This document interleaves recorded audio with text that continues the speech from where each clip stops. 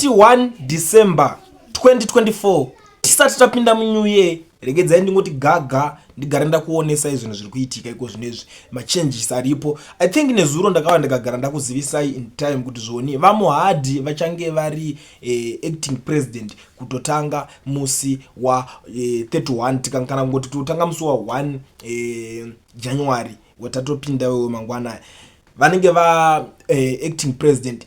Chinhu chakanyanyisa kuvhundutsa vanhu apa ndechekuti why vamuhadhi vari kupiwa mazuva akawanda kudarika mazuva ari kupiwa vachiwenga, because vamuhadhi vari kutorova from 19 to 20 days, vachiwenga vanogona kurova 11 to 12 days chete chete. Zvinhu izvozvo zvine zvakawanda, zvine maquestions azvinoraisa kuti saka vanhu vachatanga kuona kuti saka value here zvinoreva here kuti value yava muhadhi iri double pane value yava chiwenga. Hazvizivikanwe, zvingangozivikanwa navo vanhu vacho veZANU PF kuti I don't know why vari kuitirana zvinhu izvozvo, vanogona kunge vachizivana pachavo. So tiri ipapo pane nyaya iri kunetsa panapa, nyaya iri kutenderera hama dzadiwa, inova nyaya yaita kuti ndiwe panapa ndingoti gaga tichionesana. Yekutanga vari kuwedzera, hatisi muona kumapurisa kwakanzi vanhu vanobva vazoresigna wakuchinchiwa waku 65 years what zvakachinjwa iko zvino zvava kutanzi munhu anenge akuresigna ane 70 years. Ndo iripo, ndowekwa yatopinda nyaya yacho, ndokwa yatosvika iko zvinezvi. Ende apa vari kudedzera futi kuti vari kuda kuemploya maticha 8000 next year. Mene kuti imetsipi iri kuitika kana kuti vakabuilda zvimwe zvikoro here, I'm not sure, but nyaya iripo pari kuzonzoni. The government plans to recruit over 8000 teachers next year to reduce the teachers pupil ratio. This was said by the Minister of Primary Secondary Education Torai Moyo. Ndo mamwe maplans avainawo gore richitopinda.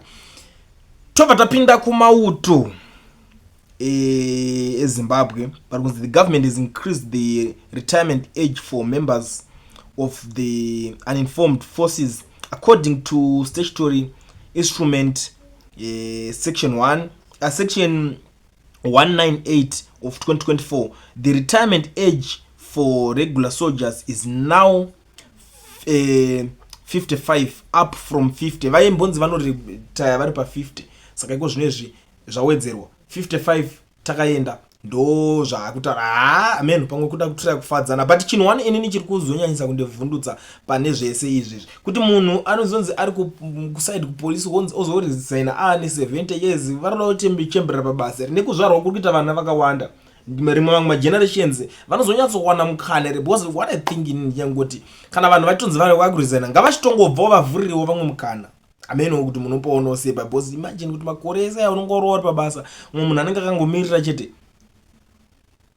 Ndinoona unga zvinotoredusa economy, but zvinhu chakanakira chimwe chakashatira chimwe. Tinokwanisa kunge tichizotaurirana in the comment section mundiudzawo kuti munenge muchionawo sei, but kumauto I don't know, pamwe inyaya yekuti kunonzi tiri kufadza vamwe kuti vamwe vakwanise kundingina, but zvimwe zvacho kazhinji mazira angu andozviita zvinowanzoitika kana pane a certain group rinenge risingadiwe kuti riresign. I think ndo zvimwe zvinhu zvinonyanyisa kuti zvinhu zvakaita sezvizvi, but you tell me what you think zvakare in the comment section. Ndisiri kupedza nguva yenyu hama dzadiwa, ndine audio ndoda kuti musare muchiteerera panapa mozondiudzawo kuti muri kuionawo sei. Aiwa kama muchinopinda mugore dzvaka muchinzwawo kuti vamwe vari kujamuka zvakaita sei. Kana mune enyu maaudios kandai ipapa titoonesana in the comment section.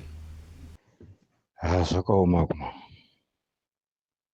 hamene kuti unopa unosebe kuti munyika mune vanhu vatano vanogona kutaura, vanogona kuzvifambira. Imwe unotora outpatient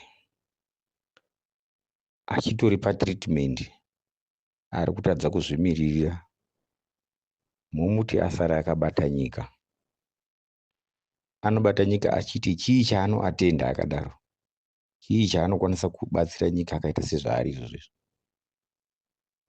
Ndinogara ndakataura kuti kana munhu akataura kuti inini handirwari ndachembera, anofanira kupuwa nguva yake kuti azorore. Kuva munhu mukuru wakaita sei otadza kudya mari yake shwa kurwarira pabasa, kumira mberi kwevanhu achinge achadonha zvinonyadzisa mberi kwevanhu. Kungoti kana munhu arwara vamuhadhi tafamba tisi zvakanaka, zvinenge zvakukuremerai.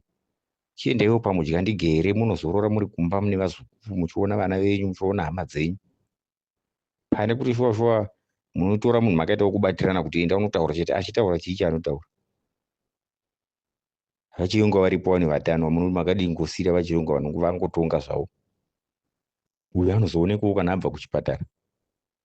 Hapana kuri kuendwa senyika. Hapana kuri kuendwa senyika. Unoziva kana taakukura taakuita kunge vana vaduku. Siyirai vanhu basa vakasimba vachiri kunzwa kuda kufamba. Haikona kungopa munhu mutoro wakadaro kupinza munhu stress. Munhu anenge aida kuzomwira mapiritsi ake ari kumba achirwara, achiteerera miri yake achitovewa, imwe mutora mumwe kwanza ari kusara ari acting president. Zvimwe zvacho tinoita kunge vana vemuZimbabwe tine pamuromo patiri. Zvimwe zvamunoitawo pamberi pevanhu hazviratidzi kuve zvinhu zvakanaka. Hazviratidzi kuve nerakajeka rakanaka. Tarisai muone kuti imo muZanu-PF mune vanhu vatano vangani vakasimba vakati gwindiri. Mukutadza kungoti vamuhadhizororai. Munofunga kuti havadi kuzorora, vanototya kutaura kuti toda kuzorora, unoda kuzororerei. Iyai munhu anozorora kumba vedu, anopepiwa kumba uko. Vatano votungamira nyika. Hazviratidzi kuti tavanhu vakuru kana tichitora munhu mutsvangofanira kumutsa munhu pamubhedha kuti aende kubasa, mubhedha kuchipatara. Motoenda unotaura, anotaura kuti kudi. Maitonzwa eitotaura achitokosora zvokuratidza kuti muri kutomuvhiringidzira utano hwake. Kutoabhiyusa munhu wamuri kutoita ikoko. Siyai munhu aende kumba, anopepiwa. Kana apora, muchida kuti aende mberi, odzoka kubasa akasimba kuti vamuhadhi maakunzwa sei, taanani.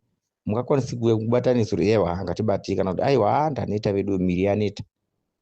Ati munotora munhu arikuda kutowa mberi kwevanhu shosho. Anorapwa nguva yemunhu. Anorapwa nguva iye zvino unomisa pamberi pemukuita musangano unoita 2 hours. Akangogara achitsumwaira ari imwemo.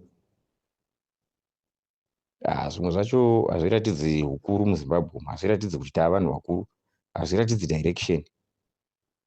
Mune vanhu vakawanda mukabineti menyu vanogona kuapoindwa kuita mavice president. Vachiri kuzvinzwa.